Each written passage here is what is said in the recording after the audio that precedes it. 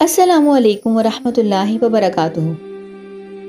عید کے بعد کے 6 روزوں کی کیا حقیقت ہے؟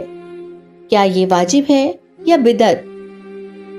کچھ لوگ اس حوالے سے بہت الجھن کا شکار رہتے ہیں، تو اس ویڈیو میں ہم آپ کو شوال کے 6 روزوں کے متعلق مکمل معلومات دیں گے۔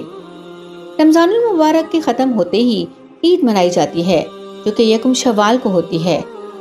ہم نے اپنے ارد گرد اکثر ایسے لوگوں کو دیکھا ہے جو عید کے بعد بھی روزے رکھتے ہیں، جبکہ وہ روزے فرض بھی نہیں ہوتے۔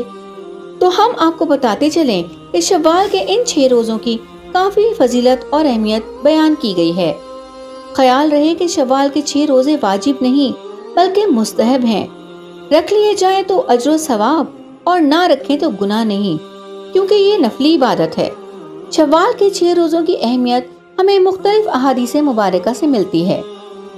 صحیح مسلم کی روایت میں ہے کہ حضرت ابو ایوب انصاری رضی اللہ تعالی عنہ بیان کرتے ہیں کہ رسول اللہ صلی اللہ علیہ وسلم نے فرمایا، جس نے رمضان المبارک کے روزے رکھنے کے بعد شوال کے 6 روزے رکھے تو یہ ایسا ہے جیسے پورے سال کے روزے ہوں۔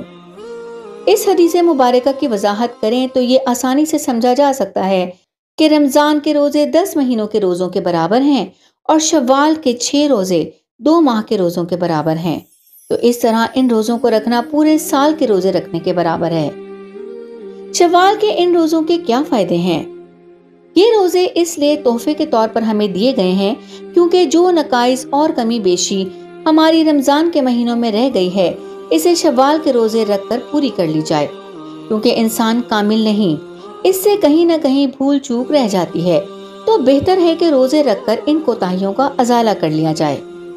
شوال کے 6 روزے اس لیے بھی رکھنے چاہیے تاکہ ہم رمضان المبارک کے بعد بھی نیکیوں اور عبادتوں کا سلسلہ موقوف نہ کریں۔ عید کے بعد بھی ہم اسی روٹین سے چلیں جیسے رمضان میں تھی۔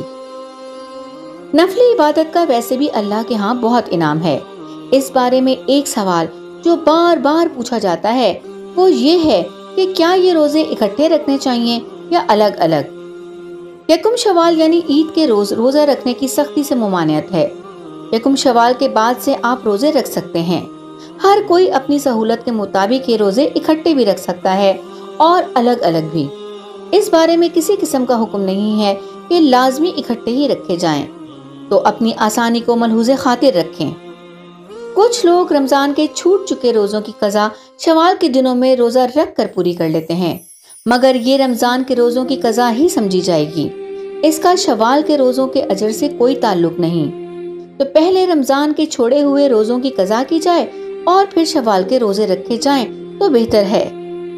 یہ نفلی روزے ہی وہ عبادات ہیں جو قیامت کے دن ہماری نیکیوں کے پلڑے کو بڑھا دیں گی، اس لیے کوشش کریں کہ شوال کے 6 روزوں کو لازمی رکھیں اور اپنے پیاروں کو بھی